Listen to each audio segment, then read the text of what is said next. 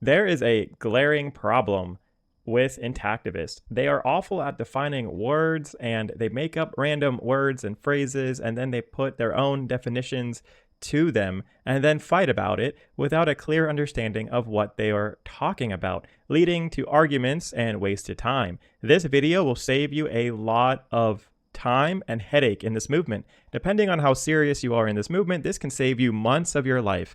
This will answer why the movement is so fractured and what intactivists really think. Genital autonomy versus genital integrity.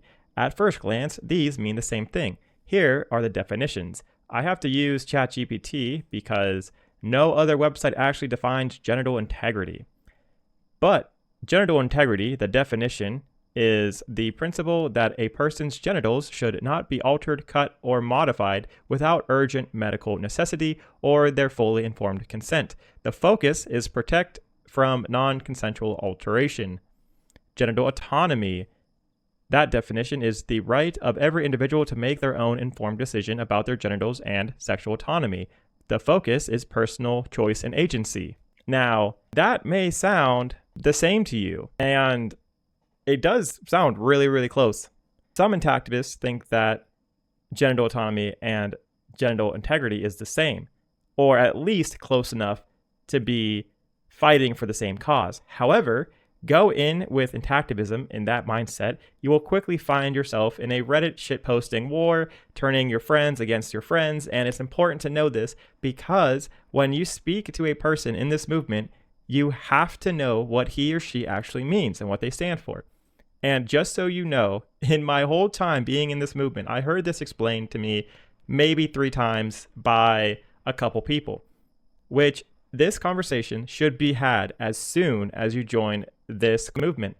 With intactivists making up their own definition and phrases evolving, this is what some intactivists really mean when they say, I believe in genital autonomy. You have the right to do what you want with your body when you are an adult, either 18 or 21, but you shouldn't be forced to do a procedure that is irreversible on your genitals without your consent. But under 18, the default choice should be remain intact. Like piercing laws, besides the ears, protects children until the age of 18.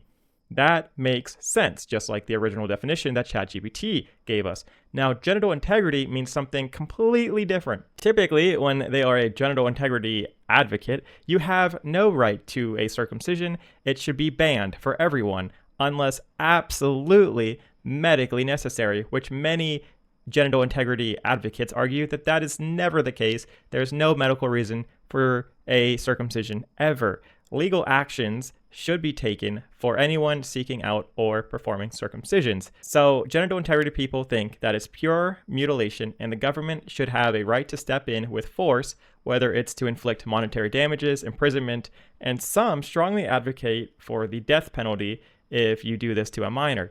Some equate seeking out circumcision when you're older as a warning sign, like when you see someone cutting their wrists, you go and get them professional help. For instance, you shouldn't go to a doctor to euthanize them, but give them therapy. That is what some genital integrity people believe. The Bloodstained Men is definitely a genital integrity group. They don't even use genital autonomy in their verbiage anywhere on their website. And not only that, the 2 people that have ever told me there is a difference between genital autonomy and genital integrity are Bloodstained Men protesters. Now, like all groups, there are pros and cons to both groups. The pros of genital integrity is that they last much longer in the movement than genital autonomy members. Having such extreme beliefs about a topic has people hanging in for longer and enduring more issues with the intactivist movement. They are very passionate and they are willing to do more for the movement. They attract others who are sharing their feelings. Those who are fueled with passion typically give more and see a purpose in the movement. So even if there are only 20% of genital integrity people in the intactivist movement, they will do 75% of the intactivist work. They are also pretty well funded and they'll keep going. Even when they don't have funds, they'll keep on going and doing this. Also, number 5, they find their people faster, and this is because genital integrity people are more vocal and active. Now, there are cons. It is that people from genital integrity cause, in my experience of running pots, the bulk of the problems in intactivism. Now, I understand that this is not everybody, but number one, by definition and by comparison, they are extremists. Two, they will attack other groups. I've covered Bloodstained Men going after other intactivist groups quite a bit. I've titled it Brother K calls Fortune a scam and then gets called out, and exposing Bloodstained Men members targeting intactivist groups. Also, genital integrity people will insult, belittle, and attack individuals. I've seen this numerous times. Genital integrity people tend to go after regret parents way more than their genital autonomy counterparts, deeming they should be harshly punished regardless of their regret. I've even heard a few genital integrity activists go after Anthony LaSquadro before and complaining about his work, encouraging people not to donate to him because his bills aren't strict enough. The only people ever concerned with spies in the movement are typically genital integrity people, probably because wanting to involve police to use force against those who circumcise or seek out to get circumcised for themselves or their sons or whoever, no matter what, reminds me of a group of people, a political party, if you will, from the 1930s that expanded into a really big country. A few genital integrity people that I've talked to actually look up to said party. Keep in mind, this is not all of them. Also, their ideas are typically considered grandiose and considered by many to be intolerant. Almost like when you have a zero-tolerant policy against circumcision, you get labeled as intolerant towards others. Crazy. Even women can get circumcised if they want to at age 18 and above for certain reasons in America, and the integrity people despise their ability to do so. Also, another con with the genital integrity people is that they tire out the genital autonomy people, causing them to leave the movement. I have seen this so many times, more times than I can count. Genital integrity people aren't the most sympathetic people, and they are very stubborn. They also see themselves as smarter and more ethical than genital autonomy members, causing some not to work with others who don't believe the same as them. And some won't do any work until having long arguments lasting months. And I've seen this in my groups that we used to hold every single week before genital autonomy people decide to agree with them before actually doing something. So there's quite a bit of strife pushed by the genital integrity people. Also, they typically respond to someone who gets circumcised as a consenting adult with hatred towards the adult. And they don't know what to really say when the adult claims that him getting circumcised is better for him. They typically resort to mocking and belittling him and trying to embarrass him. You've seen that with the Bloodstained Men before, actually. So the genital autonomy pros. Their less extreme outlook on life makes them better received by the public, provides easier opportunities for others in the movement to work for the cause. Rarely do I see them fight with other organizations, more realistic goals that can be met much faster. Now, the cons with the genital autonomy is that by not having a quote-unquote war mentality, many are not fully committed, so they do tend to drop out quicker.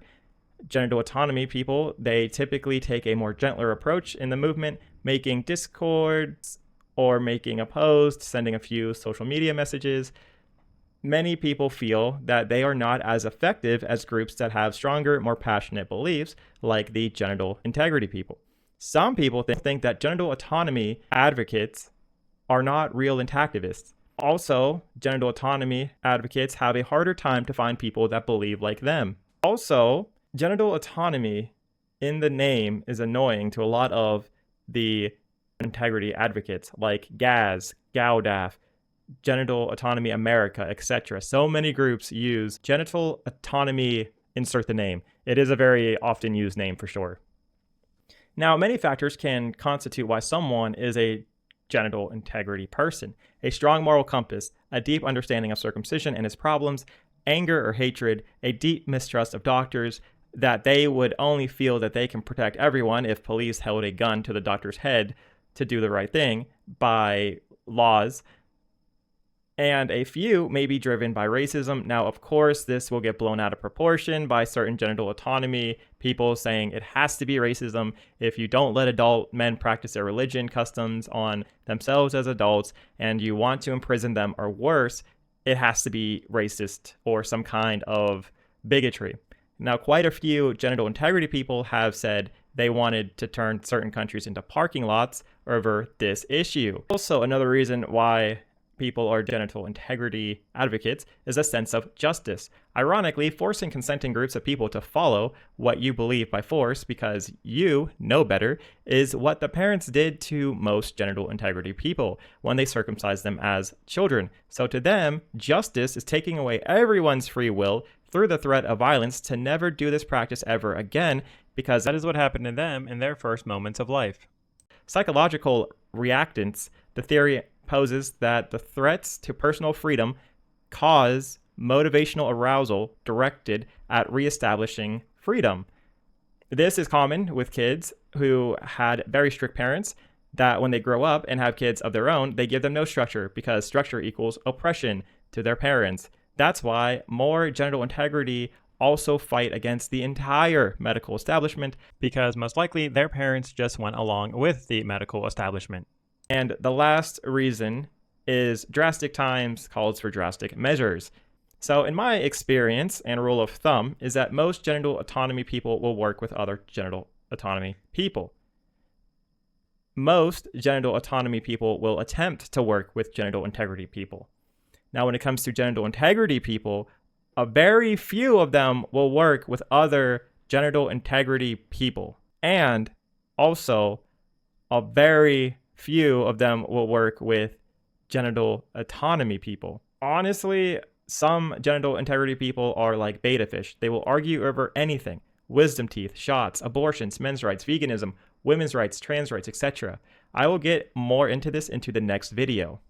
However, both groups get concerned with each other. Genital autonomy worry about their image that they believe the genital integrity people are smearing and making their movement look too extreme and radical, claiming people are leaving because of them, while genital integrity people are afraid that the genital autonomy people are not taking aggressive enough actions and are too forgiving, making the movement look too soft and not making progress. Or worse, genital integrity people think that genital autonomy people are spies or controlled opposition and traitors to the movement, trying to soak up funds from donors and not doing things that are productive. And genital integrity people are quite vocal about this. I get emails from genital integrity people: you need to keep what intactivism is doing a secret, you're a scam, and so much more. Now, which side does Potts swing? Prevail over the system, our alliance with Breaking the Cut, he's actually a genital integrity person. He actually wants to debate this and feels very strongly about being a genital integrity advocate. Unaltered is genital autonomy. Now, the internal workings of Potts, out of the 4 that work internally, 3 are genital autonomy, and 1 person is a genital integrity advocate. And we used to have 8 people working for Potts, but 3 of them dropped out because of the aggressive nature of outside genital integrity people that were deemed as sabotaging the movement with their unhingedness, and 1 person left because they found it repulsive to work with Potts for our tolerance of others and their viewpoints. Obviously, this was a genital integrity advocate. However, when we do these videos, we try to be neutral as possible. Also, Potts is a testament that both sides can work together, although it has its problems for sure. At the end of the day, both sides have embedded themselves into the intactivist movement, and they do a lot of work for the movement. Here is a poll about the main difference on intactivism, which is, do you believe men should be allowed to get circumcised at 18 plus if they want to? Right now, it's about split, but more are saying no. So the no's are your genital integrity advocates. So question for you guys, do you think that most genital integrity members are mostly men? If you are a woman watching this, let me know if you are a genital integrity advocate, because I'm very curious. Intactivism would be much easier to navigate, not if we separate by land like we tried with states, no, Stark, Michigan, Kansas intactivists, Bay Area intactivists, etc., or by the nonprofit we support. But if we clearly identify ourselves. I will be providing a video that breaks intactivists into 6 groups. 2 are genital integrity groups, and 3 are genital autonomy groups. There is one special group that is neither, so this way it's much easier to identify who you are, provide better communication and understanding between each other, also to figure out who is best for you to work with based off your personal belief system. Let's continue this much needed conversation down below in the comments section.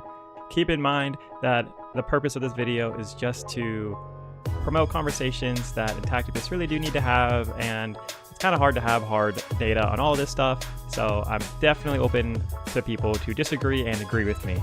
So anyways guys, thank you so much for watching. Let me know what you guys think down below.